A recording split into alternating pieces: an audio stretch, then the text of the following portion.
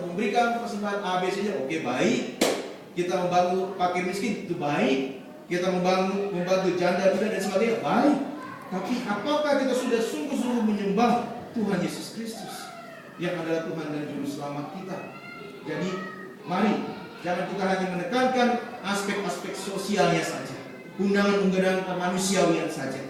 Bukan, tetapi kita harus menekankan aspek yang lebih penting. Hal yang penting bukan hanya materi saja di dalam Natal.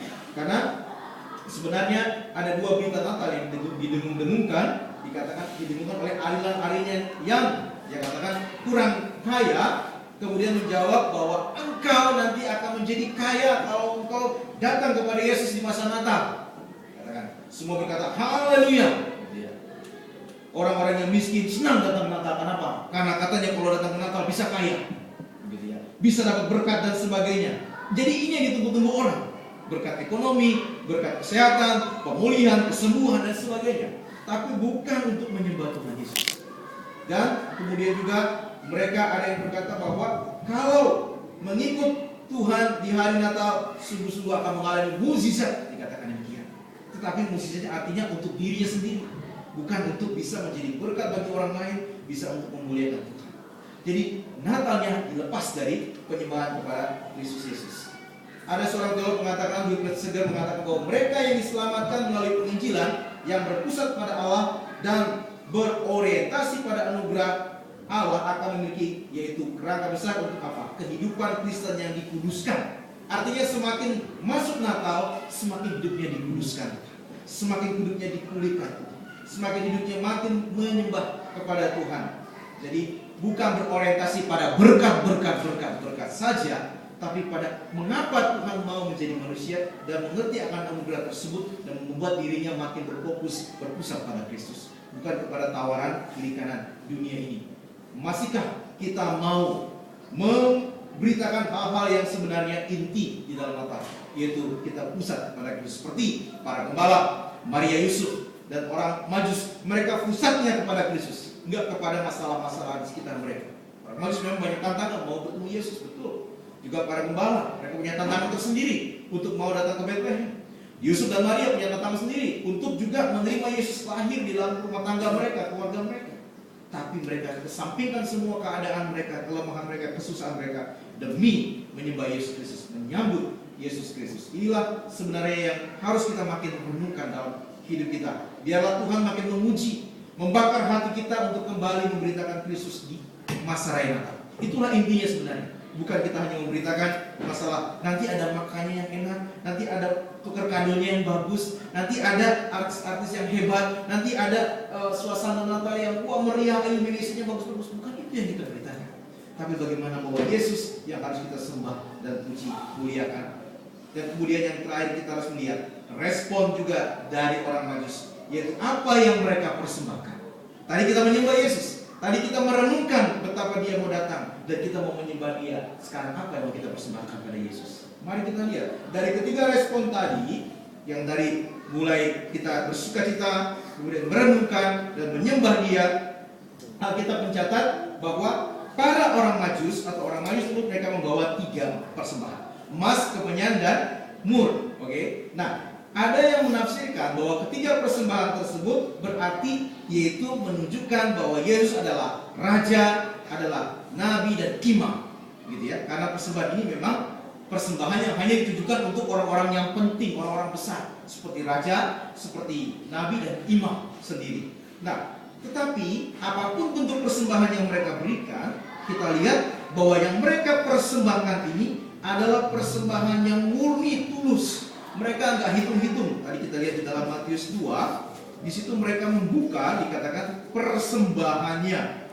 Membuka perbendaharaan bukan hanya sekedar perbendaharaan biasa, Bapak Ibu. Mereka sungguh-sungguh membuka hal yang paling mereka miliki, yang paling tinggi, yaitu mereka mempersembahkan kepadanya emas, kemenyan, dan mur. Pada saat itu inilah tiga benda mulia yang paling ditinggikan, emas, kemenyan, dan mur. Tinggi sekali harganya. Jadi kalau orang membawa tersebut, ini hanya diberikan kepada raja-raja, pemimpin-pemimpin dan orang-orang besar, orang-orang mulia. Tetapi kita melihat maksudnya di sini adalah bagaimana kita memberikan persembahan kepada Tuhan. Orang Majus yang bukan orang Yahudi, orang Majus yang bukan takut Allah, bukan kenal Allah, mereka bisa memberikan persembahan yang terbaik. Bisa memberikan persembahan yang paling murah dari perbendahara mereka. Tidak ada di rumah mereka yang seperti itu yang mereka biasa kasih ke orang lain, atau mereka bisa dapatkan gampang. Tidak, walaupun mereka itu orang-orang terkenal, orang-orang hebat di timur yang saya katakan dari Arab, tetapi mereka sungguh mempersembahkan yang terbaik. Lahir dari mana persembahannya? Lahir dari hati yang tulus. Mereka nggak hitung-hitung kepada Tuhan Yesus. Mereka nggak pikir nanti emas saya hilang, nanti kemenyan saya habis, nanti umur saya juga akhirnya nggak bisa saya pakai lagi. Tidak, mereka tidak hitung-hitung. Mereka persembahkan kepadanya bukan dengan hitungan harga, dan harganya itu pasti tidak murah. Tetapi kita lihat para gembala pun mempersembahkan apa? Waktu mereka, diri mereka yang datang jauh-jauh repot-repot di situasi seperti itu sambil bawa ternaknya sekalipun. Yusuf dan Maria mempersembahkan apa? Hidupnya, dirinya, bahkan Maria, batinnya dia persembahkan, perasaannya, rahimnya dia persembahkan. Apanya lagi? Hidupnya untuk merawat Tuhan Yesus. Luar biasa. Yusuf mempersembahkan apanya? Statusnya, mengapa dia harus menikahi wanita yang bisa hamil tanpa suami? Situasi apa yang harus dialami oleh Yusuf sebagai seorang laki-laki pada saat itu, dan juga seorang bapak yang harus menerima anak yang bukan dari benihnya sendiri? Mereka memberi persembahan yang terbaik. Baik para gembala, baik Maria, baik orang-orang Majus. Inilah yang sebenarnya menjadi inti Natal. Mari sudahkah kita memberi persembahan yang tulus murni, bukan yang mahal. Tuhan gak menuntut kita mempersembahkan langsung. Tuhan, aku kasih rumahku, aku kasih perusahaanku Tuhan, aku kasih mobilku, aku kasih tanahku yang 100 hektar Tuhan. Tuhan gak perlu yang seperti itu. Tuhan mau apa? Hati. Tuhan mau apa? Ketulusan kita. Tuhan mau apa? Komitmen kita untuk ikut Tuhan Yesus. Sampai kapan? Sampai Tuhan memanggil kita. Amin. Jangan kita hanya ikut, Tuhan aku persembahkan hidupku, pokoknya masa raya Natal aja, Paskah aja, atau kebangkitan Tuhan saja, atau kenaikan Tuhan saja. Enggak. Tapi kita persembahkan sungguh-sungguh tulus dari hati kita. Seperti seorang janda yang mempersembahkan berapa? 2 juta yen? 2 miliar rupiah? Berapa Bapak Ibu? 2 peser. 2 peser. Itu kalau dihargai sekarang paling berapa sih? Paling tinggi 2000 yen. Gitu ya. Paling tinggi gitu ya. Kalau mau diukur. Tapi sebenarnya lebih rendah dari itu. Itu yang dia miliki apa? Itu yang dia miliki untuk makan dia sehari-hari. Untuk perlunya dia dalam waktu hari itu. Tapi itu yang dia berikan tulus kepada Tuhan. Bukan berarti juga ada gereja-gereja mengajarkan, ya kita harus mempersembahkan mama semuanya. Bukan. Tuhan ingin apa? Hati kita, kerelaan kita, ketulusan kita. Apapun itu bentuknya. Baik hati, baik maksudnya tenaga kita, pikiran kita, harta kita, tapi harus dengan tulus. Bukan dengan terpaksa, bukan dengan ketakutan bahwa esok saya tidak akan makan lagi, bahwa esok saya tidak akan punya tempat tinggal lagi, bahwa esok saya akan hidup susah. Bukan. Tapi dengan tulus bahwa kita harus memberikan hidup kita. Tuhan bukan menuntut apa yang engkau sudah tanam ataupun pupuk ataupun siapkan untuk hari tua. Bukan. Tapi Tuhan menuntut hati dan ketaatan kita. Mari masa raya Natal ini kita makin taat kepada Tuhan. Itulah persembahan yang mulia bagi Tuhan. Amin. Tuhan gak meminta semua kebenaran kita. Tuhan punya semua itu. Tuhan punya harta yang kita miliki sekarang, Tuhan punya. Tuhan punya deposito yang kita miliki, Tuhan punya. Tuhan punya semuanya. Nah, demo. Tuhan punya, tapi Tuhan hanya ingin hati. Tuhan ingin ketaatan kita. Mari, makin kita mempersembahkan hati kita kepada Tuhan di masa raya ini, kita makin menjadi kita mengubah hidup kita, makin dikuduskan oleh Roh Kudus, dan kita bekerja untuk kemuliaan Tuhan, bukan untuk kerajaan kita di dunia ini yang akan habis, lenyap dan binasa. Sudahkah kita rela terus-menerus tulus murni kepada Tuhan? Bukan kita bermuka dua seperti yang saya katakan waktu lalu. Kita tidak murni dalam melayani, mempersembahkan diri, mempersembahkan hidup, mempersembahkan waktu dan sebagainya. Mari kita sebagai anak Tuhan harus makin murni, seperti mereka para gembala, Maria, Yusuf, dan bahkan orang Majus. Murni, tulus, mengakibatkan pikiran, perkataan, tingkah laku, gaya hidup, lifestyle kita, dan tindakan kita semuanya murni dipersembahkan kepada Tuhan. Karena Yesus yang sudah lahir untuk menyelamatkan kita.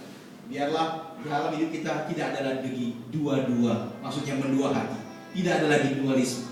Jangan mendua hati. Orang yang pacaran aja lah kalau mendua hati bisa pusing, stres, bahkan bisa bunuh diri. Apalagi Tuhan juga punya perasaan. Dia sedih melihat kita mendua hati. Dia sedih melihat kita mengesampingkan Dia. Dia sedih melihat kita hanya pura-pura dalam memberi persembahan kepada Tuhan. Tidak tulus, tidak menyukakan hati Tuhan, tapi hanya menyukakan manusia supaya dilihat orang, supaya kelihatan kita wow gitu ya. Tidak, Tuhan mau hati kita. Tuhan mau kita seperti janda yang hanya memberi untuk Kristus, tapi dari hatinya yang tulus. Mari kita bersyukur bahwa di masa zaman modern ini ternyata Tuhan masih izinkan kita merayakan Natal demikian. Biarlah kita dipakai Tuhan, bukan kita dipakai. Biarlah Tuhan memakai kita untuk menjadi terang berkat bagi sesama melalui kemurnian hati kita, sehingga orang melihat di hati kita ada Tuhan Yesus. Amin. Mari kita bersyukur untuk firman Tuhan. Bapa di surga, kami sebagai manusia yang lemah, berdosa, najis, tidak layak, tapi Engkau datang.